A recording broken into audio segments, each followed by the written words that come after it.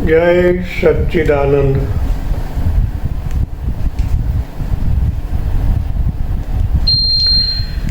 पिछले वीडियो में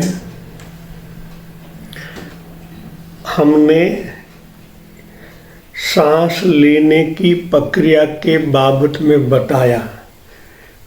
सांस तो हर प्राणी को लेना पड़ता है, चाहे मनुष्य हो या प्राणी हो, सबको सांस तो लेना ही पड़ता है। मगर परमात्मा ने हमको एक विशिष्ट शक्ति दिया है, मन रूपी बुद्धि। हम हर एक पासा को समझ सकते हैं, चाहे तो उनका अच्छा उपयोग भी कर सकते हैं। सांस दोनों में से, दाएं या राइट दोनों में से लिया जाता है, मगर उनका जो प्राण शक्ति के द्वारा हमारी बॉडी में अवतरण के बाद जो परिणाम मिलता है वो समझदारी का विषय है, ज्ञान का विषय है। आज तक हम समझते कि खाली पवन सांस ले रहे हैं, ऐसा नहीं है। सांस के द्वारा ब्रह्मांड के साथ जो प्राण शक्ति है, ये सांस के साथ हमारे अंदर अवतरित होती है। शुद्ध है प्राण, मगर अंदर अवतरित होने के बाद नाभि क्षेत्र में पहुंचती है और वहाँ जो अंदर की गतिविधि है उनके साथ तालमेल होता है और अंदर की गति के विधि के साथ बाहर से आया हुआ सांस भी चेंज हो जाता है। मेरा कहने का तात्पर्य ये है, जब आपकी बॉडी में हीट बढ़ जाती है, गर्मी बढ़ जाती है, उनका कारण है आपका मूलाधार चक्र। मूलाधार चक्र में मैक्सिमम ज़्यादा से ज़्यादा गर्मी वहाँ है, 98.4। ज़्यादा मंत्र करने से, ज़्यादा ध्यान करने से, आप 1 घंटा 2 घंटा 3 घंटा बैठते हैं, सिटिंग होती है, तब वहाँ की गर्मी बढ़ती है। जो गर्मी बढ़ी हुई है और वायु अपान, प्राण हृदय में, अपान मूलाधार चक्र में, अपान वैसे ही गर्म है।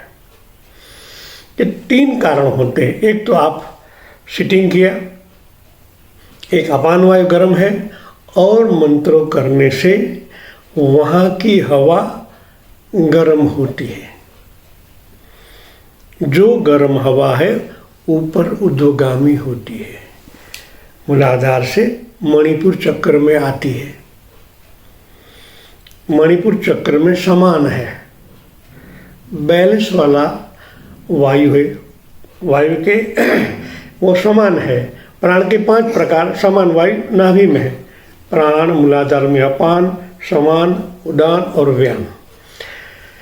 जब ये गर्मी यहाँ आती है तो 72,000 नाड़ी का मूल स्थान नाभि है, वहाँ से पूरी बॉडी में फैलने लगती है। ऊर्जा, गर्मी, तापमान बढ़ जाता है। बाहर से आया हुआ प्राण भी नाभि में आता है, नाभि से मिक्स होता है। कौन सा? अपान प्राण, और नाक द्वारा जो हवा, शुद्ध हवा ली गई है, वो भी नाभि में मिलती है। तो और भी ज़्यादा फोर्स बढ़ता है गर्मी का, और पूरी बॉडी में फैलने लगते हैं।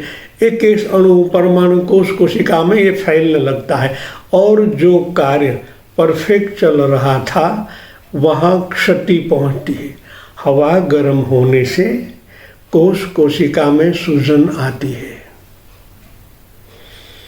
इस सूजन पूरी बॉडी के अर्थतंत्र को बिगाड़ देती है।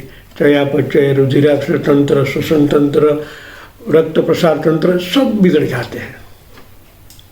और धीरे धीरे रोगग्रस्त होने लगते हैं।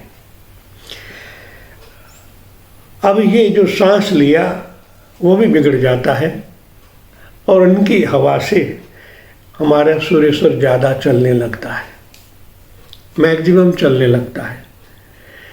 तो ये गर्मी और भी ऊपर आ जाती है सहस्त्र चक्र में। सहस्त्र चक्र में 2 ग्रंथियां मुख्य है, पिनियल, पिट्यूटरी। ये आगे चक्र वाले पिनियल ग्लैंड और सहस्त्र चक्र के नीचे 2-2.5 इंच नीचे पिट्यूटरी ग्लैंड है। जब उनके अंदर सूजन आ जाती है तो पूरा अर्थतंत्र बिगड़ जाता है, क्योंकि इनके कनेक्टर और भी ग्रंथियाँ हैं, मोडिला ओब्लिला ग्रंथि, थायराइड, पैराथायराइड, वैसे बहुत कुछ नाड़ियाँ आई हुई है।